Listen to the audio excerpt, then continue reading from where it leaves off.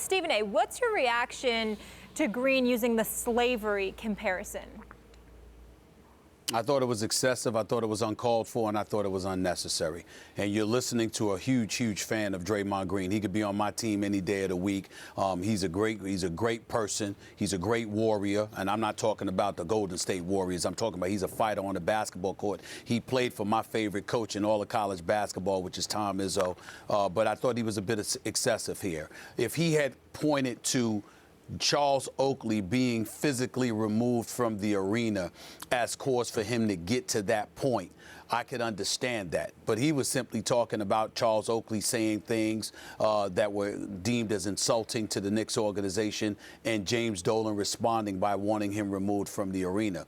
The fact of the matter is that you've got to know the history of Charles Oakley and the history of James Dolan. James Dolan is inept. He is not a great owner at all. He's great at making money, but winning is not his forte. If you want to win, you don't want James Dolan as the owner of your basketball team. The facts prove as much. But the facts also prove that he employs an abundance of African Americans within Madison Square Garden. He always has. The facts prove that Charles Oakley, a good dude, somebody that I've known for 20 years, has never been shy about saying whatever it is that he feels about the Knicks organization, because he's appalled that they've struggled so much and so miserably. Not to mention the fact that James Dolan didn't really take over until 1999.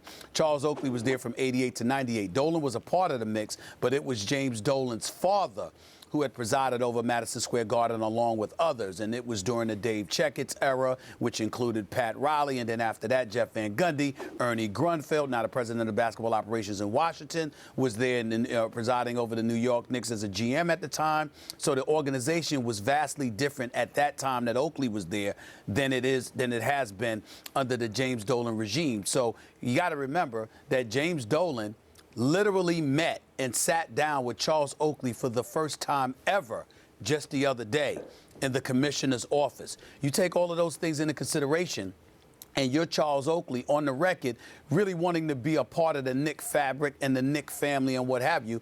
If you're James Dolan and he says he wants these things, but you believe that he is insulting you, a lot of people in James Dolan's position are not going to act favorably for him. The reason why I think, Max, ultimately that Draymond Green's comments were a bit excessive is because outside of security guards forcibly removing Charles Oakley, because we all know that was wrong, excessive and unnecessary on the part of James Dolan and the New York Knicks, in terms of not wanting to receive a shrapnel of criticism and not being receptive to you for throwing it in his direction.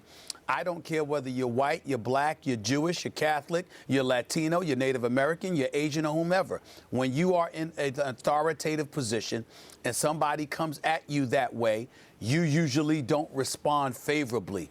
That's a matter of somebody not liking you. That's not a matter of racism. And that's where or slavery or slave mentality per se. And that's where I took issue with what Draymond said in this particular situation. It's applicable at times in the world of sports more than people realize. But in this particular instance, I don't believe that to be the case.